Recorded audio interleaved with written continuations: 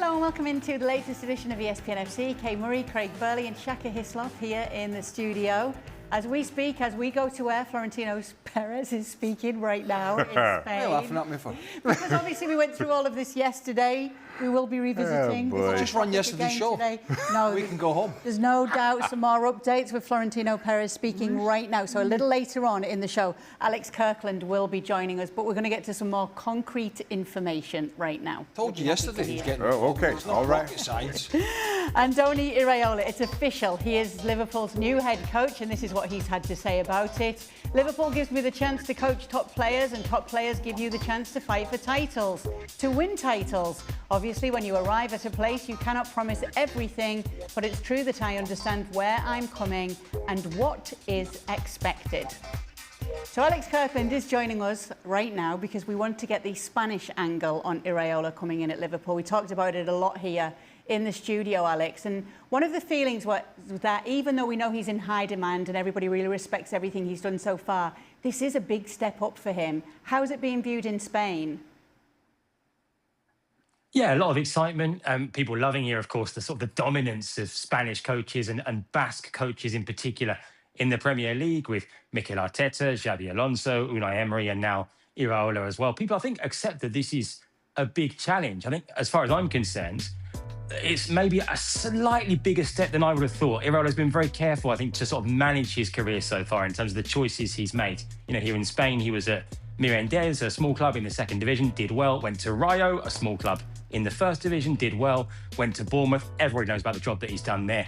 And I think I knew that he was going to go to a big club next because of the job that he's done. But Liverpool, I mean, it doesn't get much bigger than this, really. And so it's going to be a different level of pressure, of scrutiny than he's used to. We know at Bournemouth and at his other clubs as well, it took a little while for him to get his ideas across because he's got quite a particular vision of how he wants his players to play. Of course, communication now, not as much of an issue because his English has improved in his time at Bournemouth. But people here are really fascinated to see, I think, how he does at Liverpool and how he competes next season, like I say, against Xabi Alonso at Chelsea, against Mikel Arteta at Arsenal as well. It's officially official, and now we can start putting the work in. Obviously, a lot of the... Well, now we can call Stevie. She's day off today. So it's 5 o'clock, so we phone him and get him out of his bed. Yeah, he can still be in his bed, you know. We'll phone him and tell him that Andoni Iraola has been announced, and you can get up. But it is exciting for him, and I think he's ready for that next step. And he has done a magnificent job at Bournemouth. You know, so look at the players they sold. You know, Zabanye, Huijsen, Semenyo, Kerkez, Kotara. The list goes on, and yet, yeah, the club signed well, but he still had to gel those players together. Almost got them in the Champions League. This is the next step, but it's a huge step, as Alex said. This club, like most of the elite clubs in England, you know, the eyes are on you. They demand success, and they don't generally get a lot of time.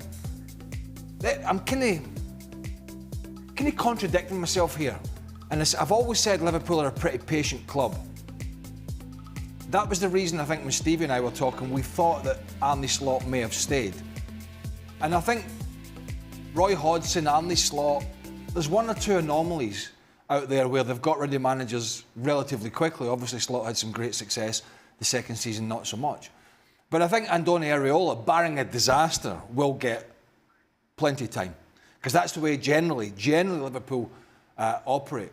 However, at the moment, it's flat, isn't it? So he's going into a club that's got some very good players, some ageing players, not the deepest of squads, but it's very flat after the season they just have. So they have to have a good summer in terms of signings, obviously difficult because there's a World Cup. And then he has to get as much time as possible to work with them, but most managers are in the same boat. And I think it's just one of those appointments that from the outside here, we sit and go, this could be really exciting. And I think if I was a Liverpool fan, I would be quite excited and looking forward to next season and what Andoni Iraola can bring to Liverpool Football Club and the team, because there's no doubt they do need an injection of something, a spark to get them going, because they were really flat this year. I think it's a really good appointment for a number of reasons. Alex spoke about Iraola's kind of track record with Bournemouth. Let's keep in mind where Bournemouth were when he took over. You were talking about it a couple of weeks ago. Yeah. Gary O'Neill just trying to stay up. What was the remit? He's built this team all of a sudden into a side that's challenging the top 6, looking to get into the European places from that start. And I think that warrants Iraola being given a chance. And now there's a tried and tested method for the most part in big clubs seeking out managers. You take a small club, you're successful, you're challenging at the top, maybe you win a smaller trophy, be it domestic or European, and that warrants the chance being taken. While Iraola hasn't won that silverware, again, kind of given where Bournemouth were, where they are now, the football they play, everything that's kind of gone against him, and he's been able to battle against that current, I think it's a good signing. And Craig spoke about the patience may be needed. Maybe it's needed again for Liverpool here, despite the club we're talking about. Just lost their talisman in Mo Salah. Virgil van Dijk is aging. A lot of big signings have not performed well. So it's a job for Iraola to turn around this Liverpool to one that challenges at the top. He's a way more qualified than what Mikel Arteta was when he took over at Arsenal. Because Mikel Arteta was coming from a coaching scenario, backroom staff, into the hot seat. And Arsenal were patient and they spent a lot of money and they built slowly and they've had success eventually. And so if you're looking at Iraola and saying, well, Liverpool, he's not ready, he's more ready than Mikel Arteta was by quite some stretch. That's not any guarantee, Kay, that he's going to go in there and he's going to bring his magic.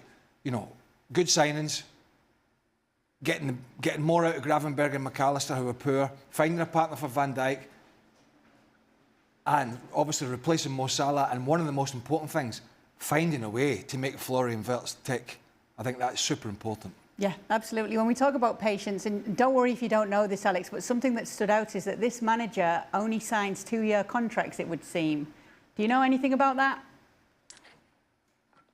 Yeah, well, I mentioned he's been very careful in terms of how he's planned his career so far. I think he's got a really quite clear long-term plan as well. He's talked in the past about how he thinks that coaches at clubs have a shelf life. That, their message, their way of getting through to players, of working with players, can only last a certain amount of time. He's talked about kind of 3-year cycles or something like that as being sort of the ideal length of time to be at a football club. He's talked about, not being a coach forever, but really sort of looking at the next kind of 10 years or something like that. So it doesn't surprise me that that's the length of the deal. I think he's quite pragmatic, like I say, about the ideal length of time for a coach to be working with a group of players, and that it doesn't go stale, and that you can keep things fresh. We know about his long-term plan. At some point, he'll come back to Spain. He'll go to Bilbao to coach Athletic Club. He's always seen that, I think, as being sort of almost like an end point for the coaching journey. It might be his last job, something like that. Not something he wants to take on too soon. But no, it doesn't surprise me. Okay, let's get to some more news coming from Spain, because obviously it was a very